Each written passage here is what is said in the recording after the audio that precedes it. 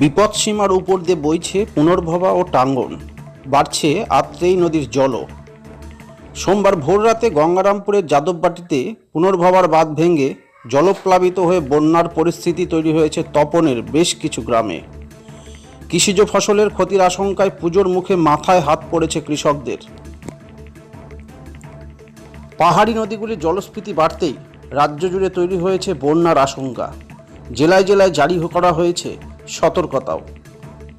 আর তার মাঝেই এদিন ভোর রাতে গঙ্গারামপুরের যাদববাটিতে জলের তোড়ে ভেঙে গিয়েছে পুনর্ভবার আস্ত বাঁধ, যার জলে প্লাবিত হতে শুরু করেছে তপনের আজমতপুর গ্রাম পঞ্চায়েতের বেশ কিছু গ্রাম, যা বর্তমানে বিপজ্জনক পরিস্থিতির সম্মুখীন।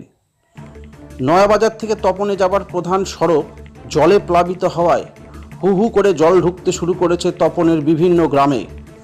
আর যার জেরে গোপীনাথপুর, গোসাইডাঙ্গা, মনোহলি, বানিয়াপাড়া, দেউগা, সরকারপাড়া ও দখলাইন সহ বেশ কয়েকটি গ্রামে জল ঢুকে তৈরি হয়েছে বন্যার পরিস্থিতি।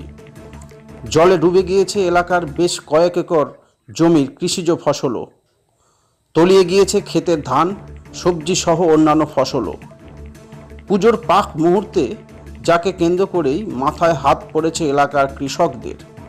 শুধু তাই নয়, জলের তোড়ে বেশ কিছু মাটির বাড়ি ভেঙে পড়ার আশঙ্কাও তৈরি হয়েছে ওই এলাকায়। আর যে কারণে আতঙ্কিত হয়ে পড়েছেন গ্রামবাসীরা। তাদের দাবি, যে কোনো মুহূর্তে পরিস্থিতি আরও খারাপ হতে পারে।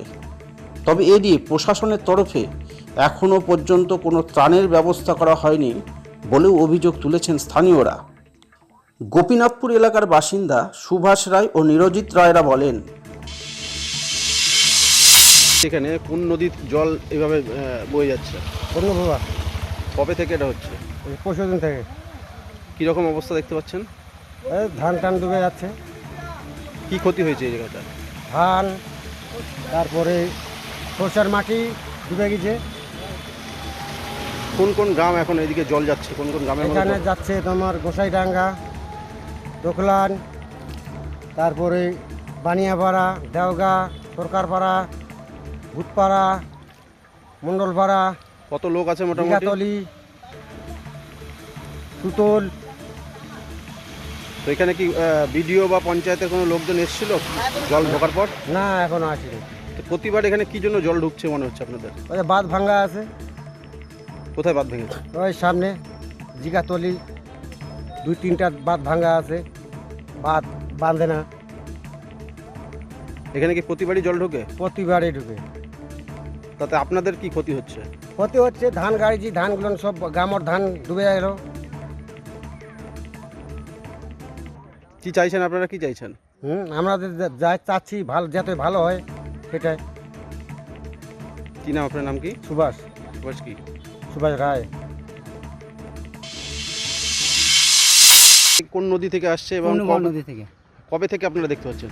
এই 3-4 দিন হয়ে গেল। কি কোন কোন গ্রামে এই জলটা ঢুকছে এখন? এখন সুতইল, বজ্রাপুকুর, মনোহলি, বাসর। কি কীরকম ক্ষতিগ্রস্ত হয়েছে এখানে? হ্যাঁ, ভালো ক্ষতি হয়েছে, সব বন্যা, সব ধানগুলো ডুবে গিয়েছে। তো জল কি এখনো বাড়ছে? হ্যাঁ, জল একটু থেমে গেছে। এখানে কি পঞ্চায়েতের লোকজন বা বিডিও কেউ এসেছিল? এখনো তো আসেনি। প্রতিবার এই জায়গাটা জলে হ্যাঁ, ঢোকার কারণ প্রতিবারই। কেন, কারণটা কি? কারণটা এখানে তো ক্যানেল আছে না। আপনাদের মানে ফসলের কি ক্ষতি হচ্ছে এখানে? হ্যাঁ, ধানগুলো ডুবে যাচ্ছে। তো আপনারা এটা কি কোথাও জানিয়েছেন প্রতিবার এই ধরনের বন্যা হচ্ছে? হ্যাঁ, বলা হয়, ভিডিওকে বলা হয়।